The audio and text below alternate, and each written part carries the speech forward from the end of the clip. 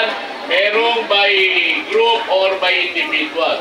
Kung di ako nagkakamali, nagawa ko yan dito sa PC. Yung nagpautang ako, personal ko yun, 5,000 pesos. Payable in 100 days without interest. Meron ako natulungan dito sa baba. Yun yung ngayon i-implement natin ng pangmalakihan na. 50 million ng pondo. Sa umpisa lang yan. Lalaki at lalaki. So lahat kayo magkaroon ng opportunity na magkaroon ng kabuhayan. Basta magsipag lang kayo, tulungan niyo ang sarili niyo, tutulungan kayo ng Team UBJP. Kayo yung una. Pangalawa, problema pa rin. Alam ko marami sa inyo dito, informal sector. Nandiyan ang presidente niyo, Tantawan, Urban Poor. Ako rin ang abogado niya.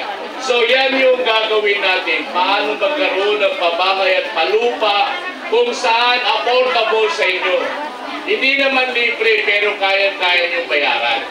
So meron na kayong kita, meron na kayong ulog-ulugan na bahay o lupa. Diba? So that way, aangat ang pamumuhay niyo, magkaroon kayo ng dissenting pamumuhay. Hindi na kayo squatter. Diba? Kasi dapat hindi tayo squatter sa Pilipinas. Ngayon, ano yung pangatlong problema ninyo? Pag namatayan yung pobre, kahit mayaman, problema na yun ngayon. Walang sementeryo kung saan nililibing ang patay. Sa Muslim man o sa Kristiyano, wala yan. Diba? Problema sa city yan. So yan ngayon ang isang tutugunan ng city government sa ilalim ni Bruce Matabalaw.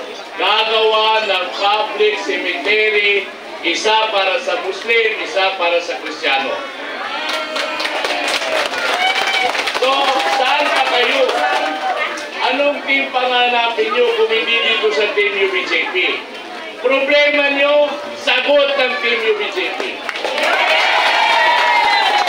Yun lamang po, I hope na-arouse ko kayo kahit mainit ang panahon. Sana intindihin ninyo mabuti, pero pag bumoto kayo, lahat kami ang tingnan nyo lang sa balota yung UBJP. Ay nakalagay doon. Pag makalimutan yung number, hanapin nyo lang yung UBJP. Congress, City Mayor, City Vice Mayor, at mga konsyal. Sana hindi kayo magkamali. Huwag kayong padadala sa bola lang. Kailangan dito matalino kayo. Kailangan hindi nyo ipagpalit ang boto nyo sa kapiranggot na pera. Kinabukasan ninyo, pinaglalaban ninyo. Hindi ko kinabukasan. Sa inyo yan. Ayun naman po, maraming salamat. Yeah, thank you very much. Utang na walang interes at murang pabahay. Handog ng UBJP. Ayan. Oo, pagkatapos ng utang, meron pang pabahay at meron pang sementeryo. Ano, magpapalista na ba dyan? Okay, hihintayin po natin yun. Pero sabi nga nila, problema nyo, sagot ng UBJP. Ayan, damang-dama ko na ang suporta sa UBJP.